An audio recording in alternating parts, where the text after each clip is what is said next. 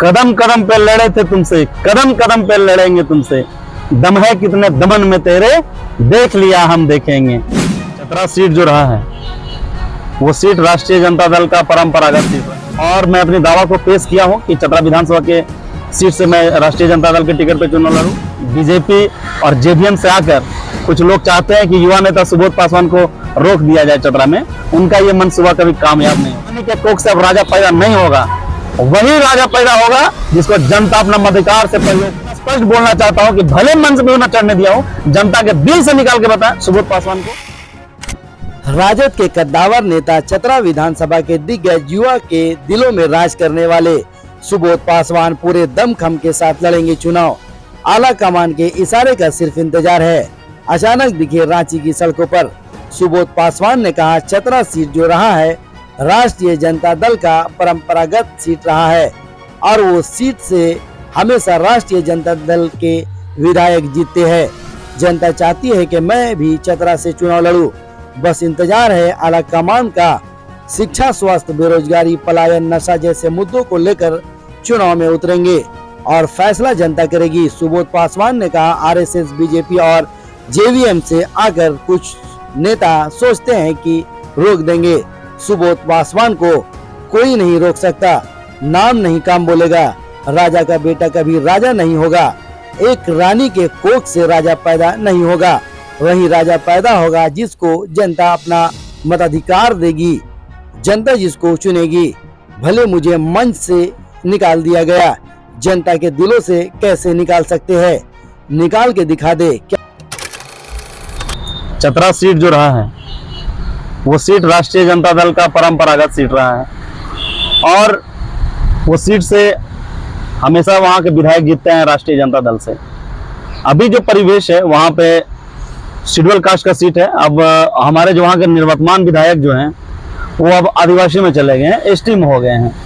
तो आने वाला समय काफी समग्र है, काफी सहज है।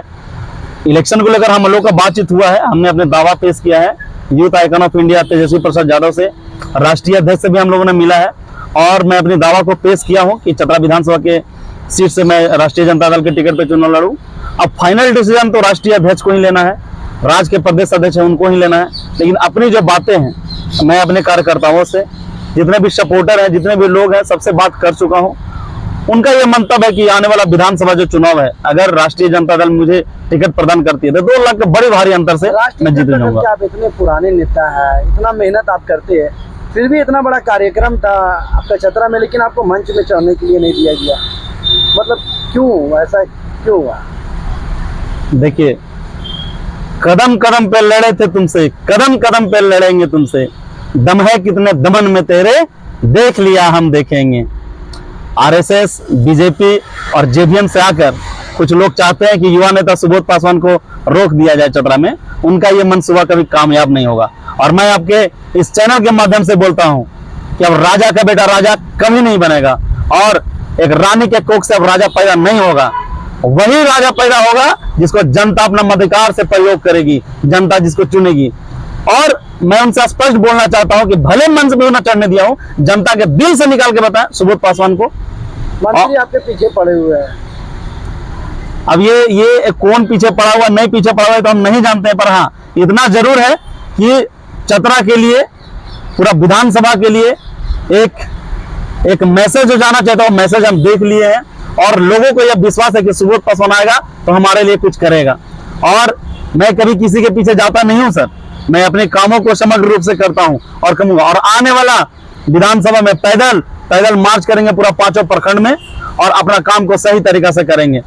और एक रघुवंश प्रसाद सिंह जो राष्ट्रीय जनता दल के संस्थापक सदस्य थे, उन्होंने यह बोला था, ठीक है, लड़ाई ठनक गई है, जनता जन संग्राम होगा। अब लड़ाई ठनक गई है, जनता जन संग्राम होगा।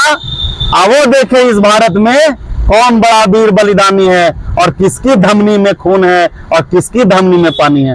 आप हमें जनता के दिल से निकाल के बताइए, तब हम मान जाएंगे। और चतरा हम लोग को घर द्वार है, पहचान बनाने की जरूरत उनको है जो कहीं और जिले से आकर यहाँ पहचान बना रहे हैं। हम लोग तो वहीं जन्मे, वहीं बसे, वहीं पढ़े, वहीं लिखे, 7 पुश्ते हम लोग का चला जाएगा।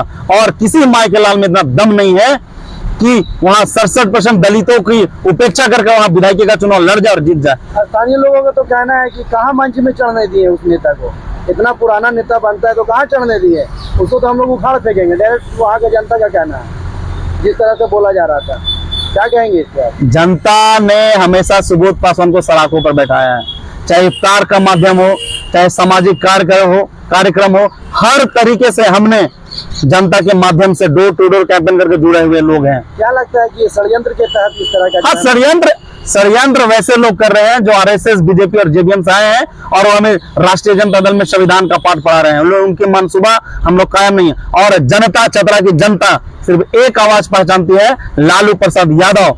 चतरा की जनता सिर्फ एक छाप जानती है, वो है लालटेन छाप, और इनके मंसूबों पर कभी कामयाब हम लोग होने नहीं देंगे। ध्यान रहे कि इस तरह के आरएसएस के मानसिकता के लोग हैं, तो फिर भी कैसे टिके हुए हैं वो लोग वहाँ पे इस पार्टी में?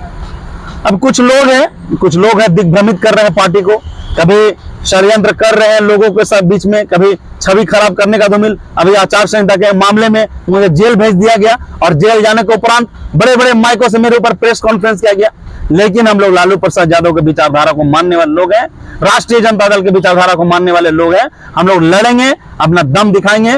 और मैं जिस समुदाय से आता हूं, अनुसूचित जाति समुदाय से, आने वाला जो चतरा विधानसभा चुनाव है, बड़े भारी मतों से मैं जीतूंगा और चतरा की जनता की सेवा के लिए हमेशा तत्पर रहूंगा।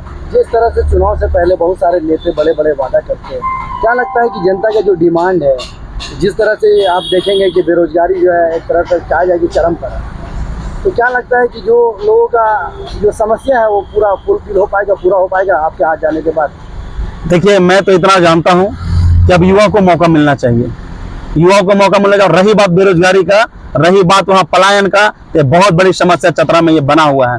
कोल माइंस के थ्रू हमारे यहाँ अम्रपाली है, मगध है, चंद्रगुप्ता है, इतने बड़े कोल माइंस होने के बावजूद हमारे युवाओं को रोजगार नहीं मिल पा रहा है। क्यों नहीं मिल पा रहा हम लोग को? हमारा युवा कहाँ जा रहा है? हरियाणा, पंजाब, दिल्ली, मुंबई, कोलकाता कमाने जा रहा है। इतनी बड़ी बड़ी कंपनियां आके सेक रही है वहां पे रोटी, और हमारे लोगों को क्या मिल रहा है? विस्थापन। हम लोगों को क्या मिल रहा है? बेरोजगारी। और हाईवा से हम लोगों को कुचला जा रहा है वहां पे।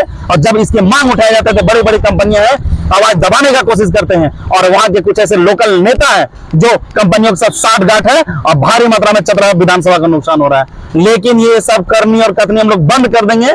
बहुत जल्द ही नया पढ़ा चेप लिखेंगे और अपने चतरा को सुधार देंगे।